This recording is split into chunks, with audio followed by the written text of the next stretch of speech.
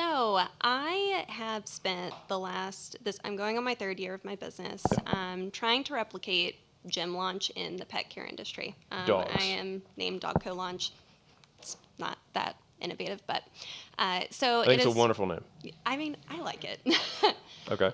So I do coaching and consulting. I modeled off of, I've really tried to study very deeply how you approach gym launch from what I can tell. I Happy even to answer read, any questions. Huh? Yeah, well, I even read Gym Secrets. It was great. Good. So we did 356 last year. I'd like to break 3 million this upcoming year. You mean 26? 26 million? No. Yeah. What? Yes, sorry, this upcoming year in 2026. Yeah. Yes. But this year you want to do 1, 2. Yeah. You're pacing 1, 2, and then next year you'd like to do 3. Okay, Yes. got it. So what's stopping you? I'm guessing you're not supply constrained. Well, Can you take more customers? No. Huh. Word. Okay. So how are you getting customers now? Organic. Okay, that's why. All right. So just you making content on Instagram, on YouTube? Most of my market's on Facebook. So Okay. I have an interest group for companies that want to grow in the pet care space. And I also do a speaking circuit on the 4 conferences that are in our industry. I'm Great. throwing my own conference this year because I figured I'd. So you're saying bring leads to me. conferences generate leads? Crazy. Keep going. Yeah. And thought leadership. Yeah. Yeah. So yeah, organic content has been predominantly how I'm getting people. Okay. So you want to sell more stuff, but you can't sell more stuff because you can't deliver on more stuff. So who's stopping you from delivering more stuff?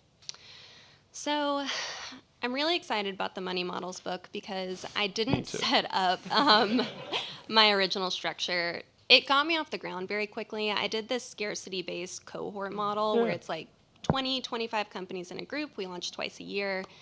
And it's been a difficult model to continue growing. I'm also the only coach in the business, so I'm doing The everything model right might now, be and fine. it's very You're high just touch. the only person doing delivery. Yeah. Okay.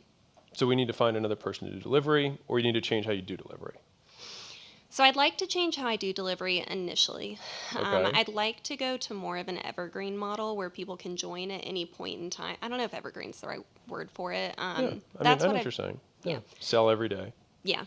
Yeah. That's what I have been considering. I don't actually think that's the approach that I would take, though. Okay. I wouldn't change your selling model because you're supply constrained, not demand constrained. So why would we change anything on the demand side?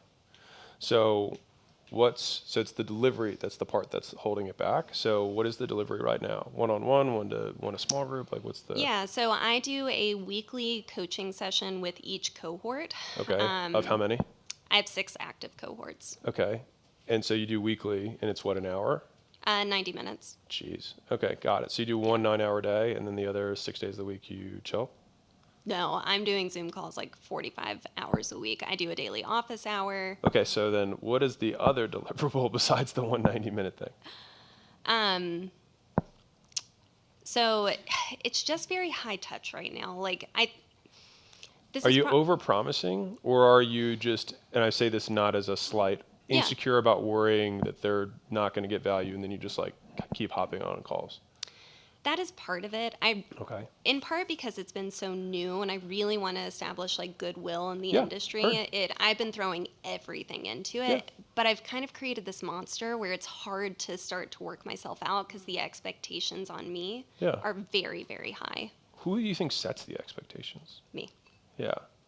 So I think we just need to change the expectations of delivery, which either is just stick with what you promise, because you might not promise nearly what you're delivering. So if they said yes to it, just meet expectations. And that might just mean that you just need to learn a script of how do I deal with people who ask for my time, which is like you route them to a resource or you route them to the calendar when the next time is available. Because the thing is you reward people for reaching out to you quickly by responding quickly and answering their question. And so then they do more of it. Because you've trained your audience to do that. So you just need to train them to do something else. What are you afraid of? Oh, so many things. But we don't need to go down that list. I feel Spiders. Yeah, that okay. one of my differentiators has been accessibility. And Oh, it's totally differentiator. yeah. In the beginning, when you're an underdog, you Right. do that because you say, hey, you could go to these guys, but you're just a number. With me, you get my cell phone, right? But at some point, you get big enough that you're like, I can't give you my cell phone because I'm good enough and I've proven that. And so you have these cohorts. Basically, this is the equivalent of like you can have like there's price raises you can do. You can also do delivery decreases. Like you're going to keep paying the same amount and you're just going to get less. But the way you're going to pitch it is that you're going to get even more, but rather different.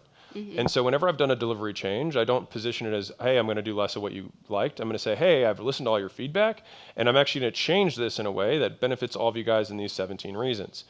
And what you have to do is you have to position this as a moral high ground, right? And so it's hey, I made a promise to you, and I've realized recently that I'm actually breaking this promise. And so I no longer can stay out of integrity to what I promised you guys. And so in an effort to stick with my integrity, I have to change it to this. And so that way, if anyone tells you that you couldn't do it, or you're saying, are you telling me to question my integrity? And then they're like, oh, that's right. And they're fucked. And so that's actually how you have to roll something like that out. Okay. Most of my clients know each other. Are there any concerns about? Well, you would do it to everybody. Okay. Yeah. So this would be just broadly. Okay. Yeah. Okay. Okay. Like, this is how things were. This new thing has come to my attention. As a result of this new thing, new information, new decisions, new actions. This is what's happening. Here's why it's great for you. 17 more reasons that you didn't expect.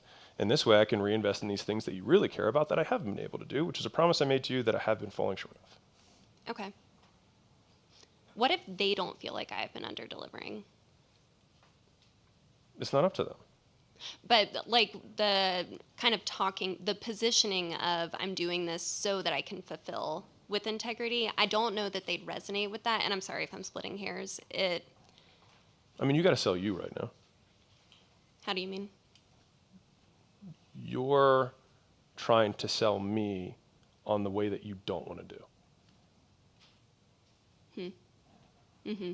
You're like, I hate this life, but damn it, I'm going to defend it. Yeah. So like, you have to flip that. Okay. Fundamentally, like, you're going to burn out because you can't do what you're doing. You would like to help. You want to help more dog owners, right? Or dog co-owners, right? Yes. You cannot do that with your current model. Yeah. So if you said that you have a mission of helping this many people, you currently are out of integrity with that mission.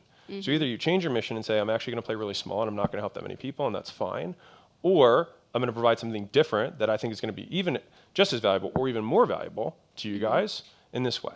Okay. And you will lose some people, and that's okay. Yeah. Because you will make room for better people who pay you more and didn't come in with the old expectations. Yeah. Okay. Okay. Thank you. If you're a business owner and you're not growing as fast as you'd like, I'd like to give you a free gift. So my team and I put together the $100 million scaling roadmap, which is basically 200 hours of us looking over all the portfolio companies we've had and what stages of growth they went through, and more importantly, where they got stuck and how they got past it.